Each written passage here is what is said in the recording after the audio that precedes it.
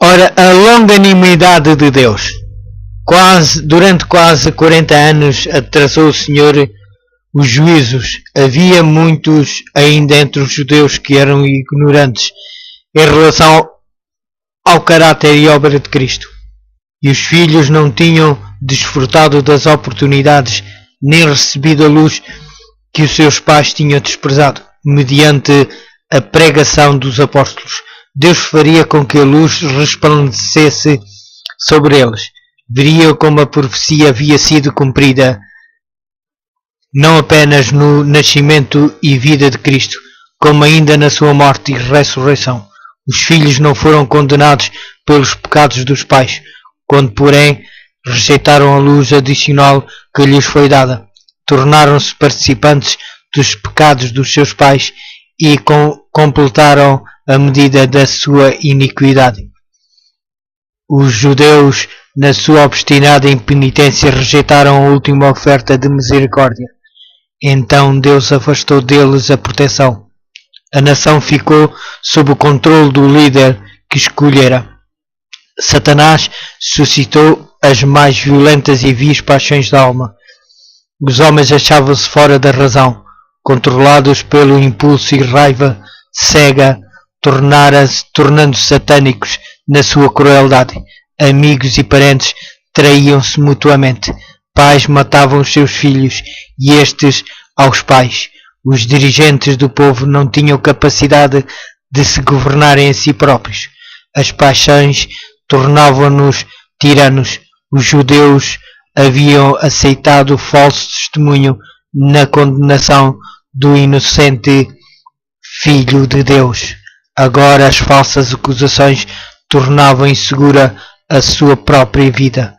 O temor de Deus não os perturbaria mais. Satanás achava-se à frente da nação. Chefes de fações oponentes caíam sob a força uns dos outros, executando impiedosa matança. Mesmo a santidade do templo não lhes refiava horrível ferocidade. O santuário estava contaminado com os cadáveres dos mortos. No entanto, os instigadores desta obra infernal declaravam não recear que Jerusalém viesse a ser destruída. Ela era a cidade de Deus. Mesmo enquanto as legiões romanas estavam a sitiar o templo, multidões acreditavam que o Altíssimo se interporia a fim de derrotar os seus inimigos. Entretanto, Israel tinha desdenhado a proteção divina e agora não tinha defesa. Presságio do desastre. Todas as predições de Cristo relativas à destruição de Jerusalém se cumpriram à letra. Apareceram sinais e maravilhas durante 7 anos. Um homem esteve a subir e a descer a rua de Jerusalém, declarando as desgraças que sobreviriam à cidade. Este ser estranho foi preso e açoitado, mas aos insultos e maus tratos respondia somente: ai, ai de Jerusalém! Ele foi morto no cerco que havia predito. Depois dos romanos, sob o Sestio, terem cercado a cidade, inesperadamente abandonaram o cerco, quando tudo parecia favorável a um ataque imediato. O general romano retirou as suas forças sem a mínima razão aparente. O sinal prometido fora dado aos cristãos expectantes. Nenhum cristão morreu na destruição de Jerusalém. Encontramos no livro de Lucas, capítulo 21, versículo 20 e 21. Os acontecimentos foram encaminhados de tal modo que nem os judeus nem os romanos impediriam a fuga dos cristãos com a retirada de Sestio.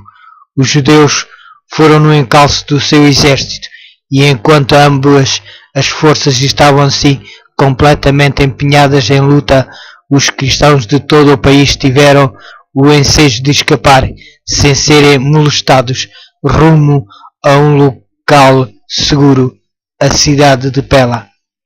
As forças judaicas, perseguindo Sestio e o seu exército, caíram sobre a sua retaguarda.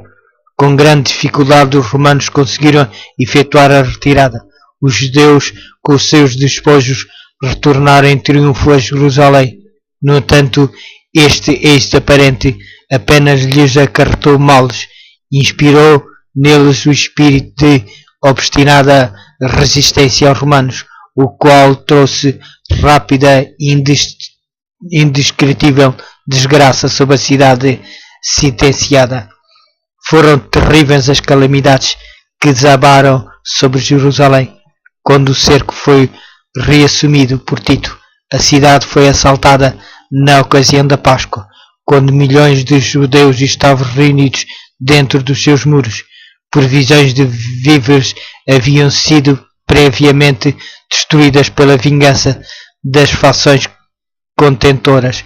Agora experimentavam-se todos os horrores da morte por inanação. Homens roíam o couro dos seus cinturões e sandálias e a cobertura dos seus escudos. Numerosas pessoas saíam da cidade à noite para apanhar plantas silvestres que cresciam fora dos muros da cidade. Se bem que muitos fossem mortos com severas torturas, muitas vezes os que voltavam em segurança eram roubados daquilo que tinham conseguido recolher. Maridos roubavam das suas esposas, esposas roubavam dos maridos, filhos arrebatavam o alimento da boca dos seus pais já idosos. Continuamos a ouvir o hino